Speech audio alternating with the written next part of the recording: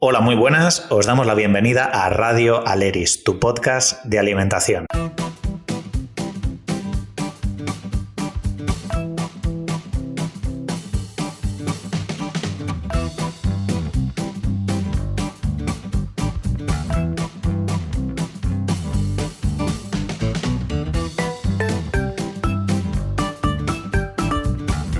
En Aleris somos profesionales con formaciones muy variadas, con una vocación especial por el mundo de la alimentación, la salud, la cocina y la divulgación. Y en nuestro equipo contamos con especialidades de casi todo lo que está inventado o por inventar. Y tenemos en común que nos define la curiosidad por la nutrición y las ganas de compartir lo que hacemos. Vamos, lo que estáis escuchando ahora mismo.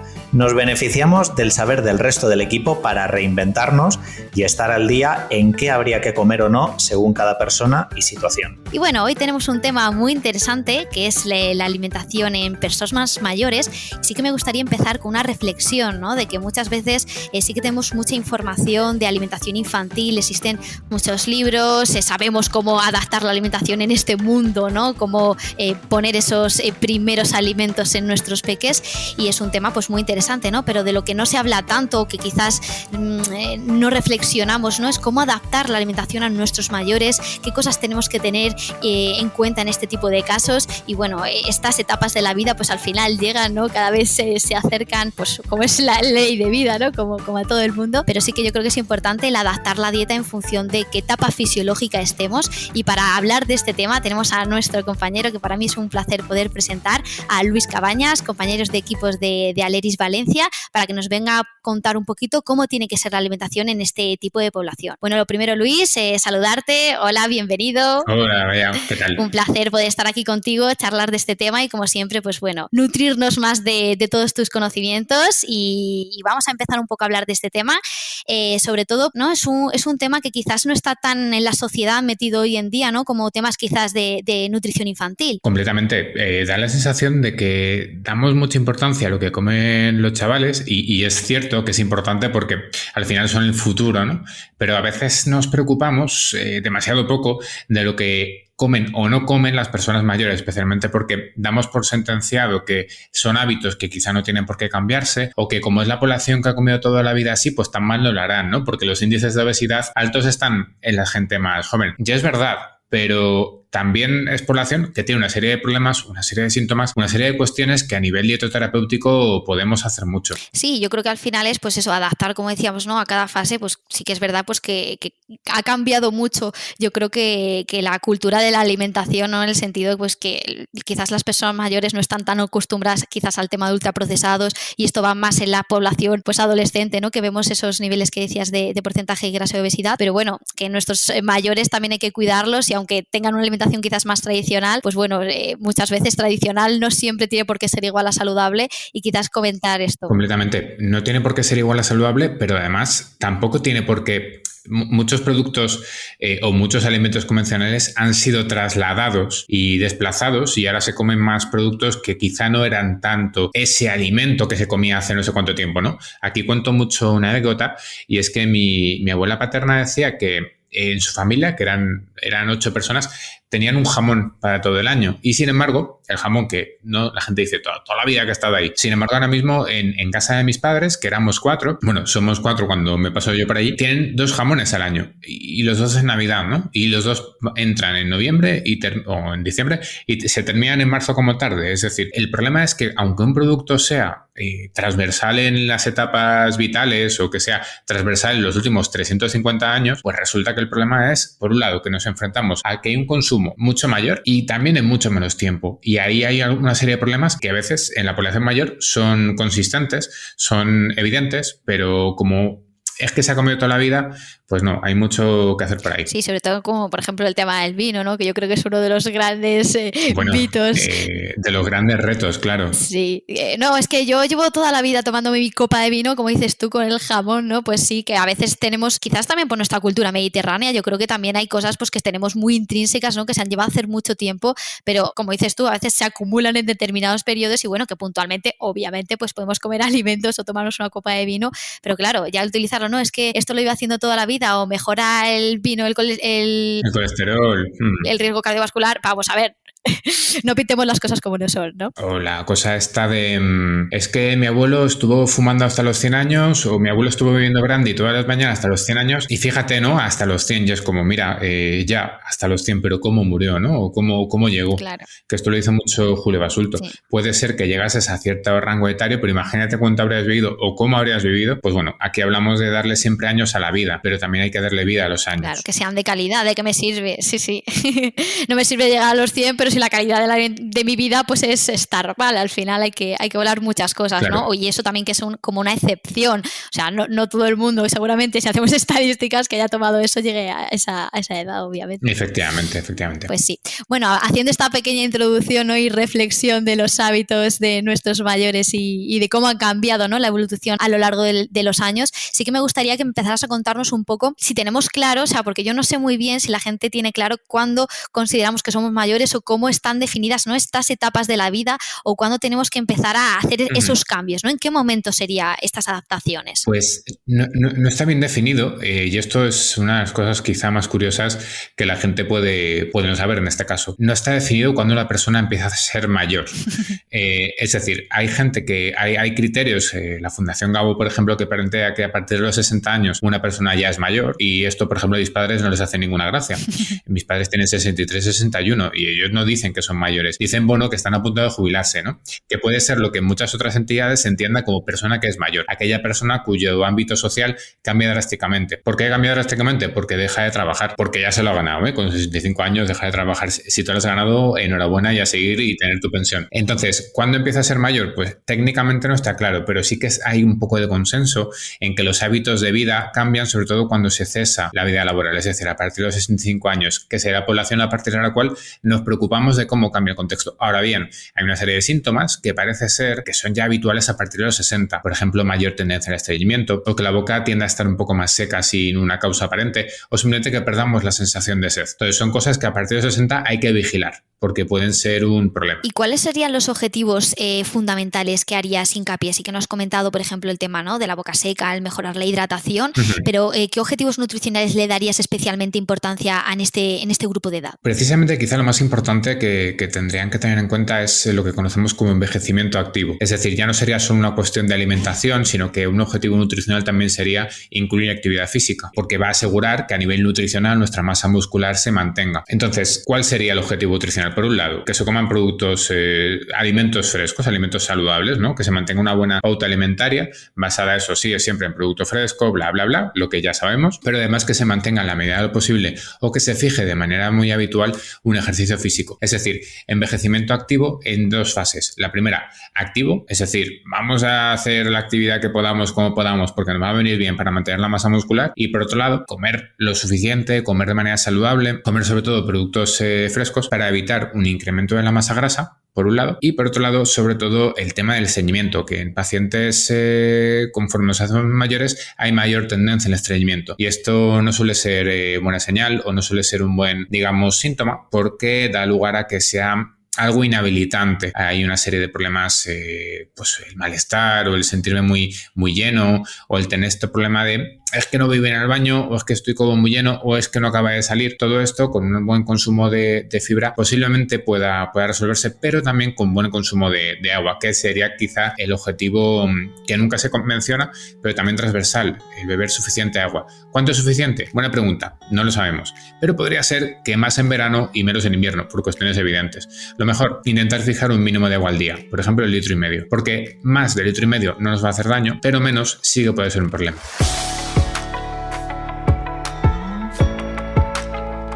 Pues muy interesantes estos consejos y sobre todo, como dices, no solo centrarnos en que la alimentación, por supuesto, pero un estilo de vida engloba mucho más y sí que yo creo que cuando nos hacemos mayores quizás se pierde un poco, ¿no? Ese sentido de no, es como ya soy mayor, el tema de la actividad física, eso no es para mí, ¿no? Se pierde un poco y jolín, hay que tener en cuenta que es súper importante garantizar esa masa muscular, ¿no? Porque quizás existe ese mayor riesgo de un deterioro, ¿no? De esa masa muscular y por lo tanto eso y al final incapacita, ¿no? a la propia persona. Completamente.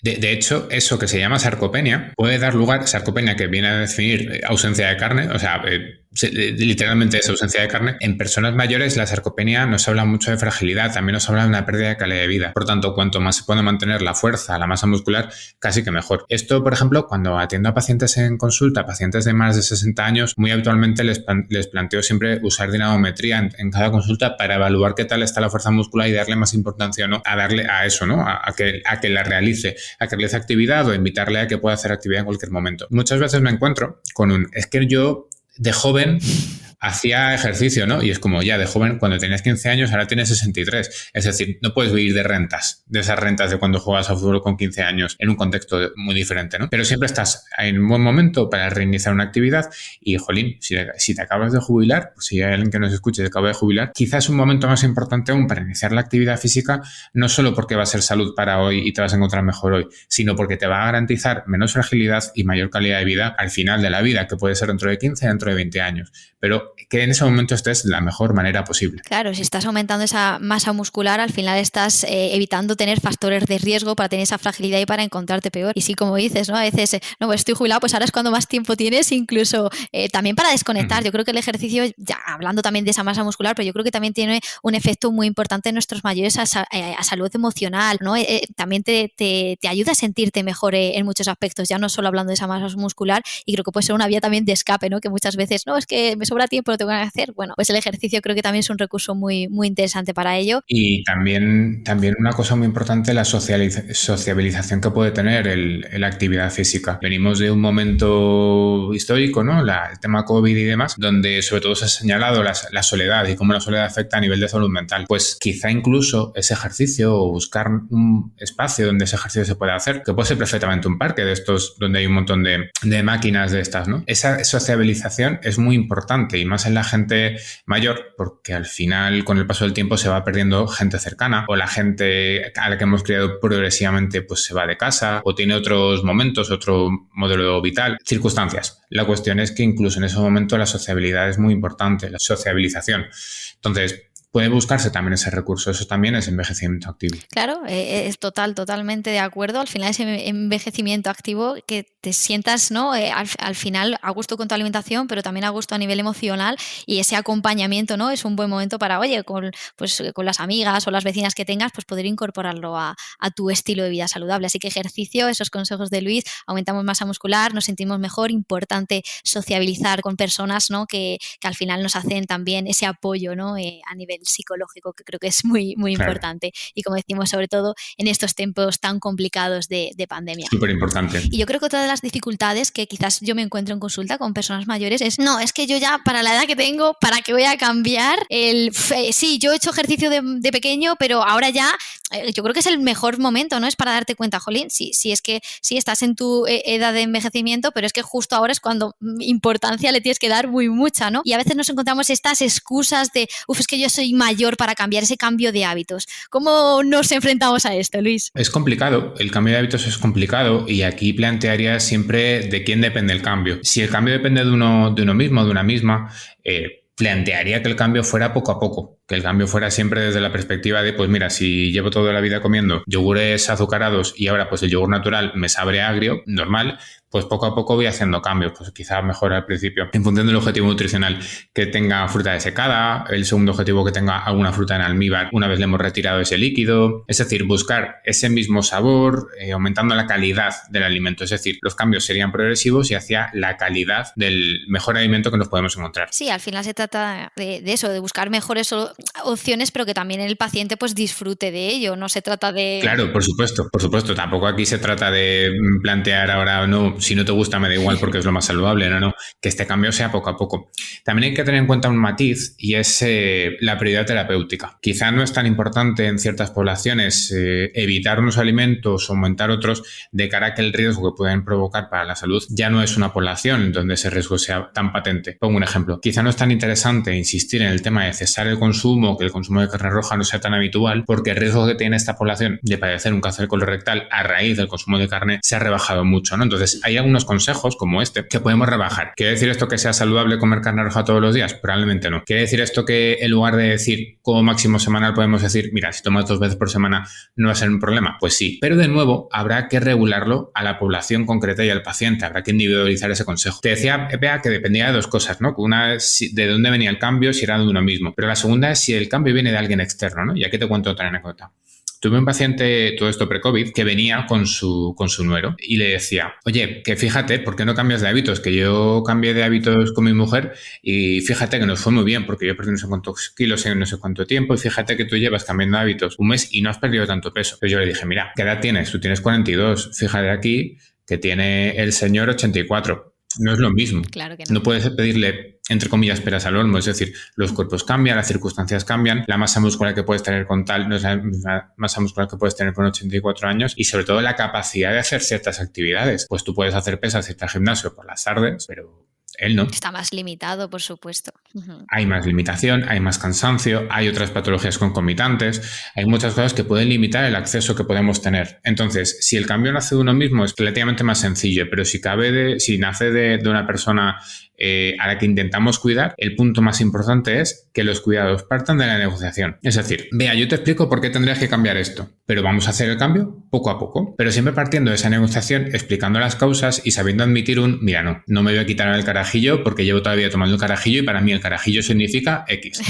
Pues bueno, hay que negociar y hay que tener mucha mano izquierda y yendo poco a poco podemos encontrar cosas en las que al final será un pequeño triunfo, es decir, incluir más fruta porque esta persona se encontrará mejor, porque fíjate que vas mejor al baño, fíjate que la ropa te viene un poco más holgada, un poco en función del objetivo, claro. Fíjate que te encuentras mejor ahora con más fuerza y habrá cosas que no hace falta chocarnos contra la pared. Cuando es un no, pues a veces es un no. Y cuando llevamos muchos síes, pues podemos aceptar un no y eso ya es un pequeño triunfo. Poco a poco. Paciencia y buenos alimentos. Claro, aquí al final es un poco lo que dices, o sea, se trata de hacer pequeños cambios que realmente si consigues ese cambio yo creo que ya es todo un éxito y que no podemos pretender hacer aquí el cambio brutal de toda la alimentación, sino que al final el paciente, como decimos, pues que sea feliz con lo que comes y yo pues mira, tengo 70 años y me quitas mi carajillo, que soy feliz con eso y me hace feliz, pues mira, al final lo importante en la vida es ser feliz y no estar siempre limitando ciertos aspectos. Y por ejemplo, a mí una de las cosas que me pasa mucho en consulta con los pacientes mayores es que me dicen, no, es que yo llevo toda la vida comiendo así, ¿no? Que sí que el cambio sale de él, que has puesto estas 2 versiones, que sí que el cambio sale de él, pero a veces no son conscientes de cómo pueden hacer ese cambio, ¿no? Es que yo llevo toda la vida comiendo lo mismo y ahora he cogido peso y es como... Justo ahora. Claro. Claro, o justo ahora me sale azúcar, ¿no? Exacto. Claro, es que esto no es de un día para otro. Esto viene de la base anterior de cuál ha sido tu alimentación y sobre todo que tú puedes comer lo mismo, ¿no?, que comías antes, pero tus requerimientos nutricionales ahora mismo no son los mismos que antes. O tu contexto vital ha cambiado porque antes andabas 1 hora para ir al trabajo y subías 2 pisos y ahora no lo haces. Claro, son cuestiones que van cambiando. El NEAT, ¿no?, que comentaba el otro día una compañera en uno de los webinars. Exacto. Al final va cambiando. Sí que a las personas más preocupadas quizá por madre, padre, abuelos, sí que les haría una pequeña auditoría para que pudieran ver si las personas por las que estamos preocupadas cumplen o no cumplen ciertos preceptos nutricionales, ¿no? Esto, por ejemplo, pregunta número 1. ¿En cualquier comida o cena aparece un alimento proteico? Es decir, en comidas o en cenas aparecen carne, pescado, huevos, legumbres, o en meriendas, almuerzos, desayunos, las comidas que haga esta persona. ¿Aparece, por ejemplo, un lácteo fermentado? ¿Aparecen frutos secos? Otra segunda pregunta. ¿Aparecen frutas o verduras en cualquier comida, en cualquier cena o en cualquier comida intermedia? Es decir, fruta de postre, fruta en desayuno, verdura en comida, verdura en cena. Y luego, como última pregunta, ¿qué es lo que estamos bebiendo? ¿Y cuánto estamos bebiendo? ¿Bebemos agua? Ok, ¿cuánta agua bebemos? ¿Bebemos vino en las comidas y en las cenas? Pues ya hay un punto al que tenemos que bajar. Es decir, si mencionamos sí a las 2 primeras preguntas, un sí rotundo, y a la tercera pregunta decimos 1,5 litros de agua, probablemente esta persona esté comiendo bastante bien y hay que hacer pocos cambios. Si respondemos que no a las 2 primeras preguntas, es muy posible que necesitemos hacer algunos cambios. Y aún diría más, una cuarta pregunta que estás de nivel. ¿Los alimentos que estamos comiendo son su mejor versión? Es decir, el lácteo fermentado es un lácteo que sí, es un fermentado, es un yogur, pero lleva azúcar, es un yogur de sabor a fresa, esto es con un montón de azúcar, pues quizá ese sería como el siguiente punto, ¿no? ¿Cómo podemos buscar la mejor versión? Y eso es educación alimentaria a tope.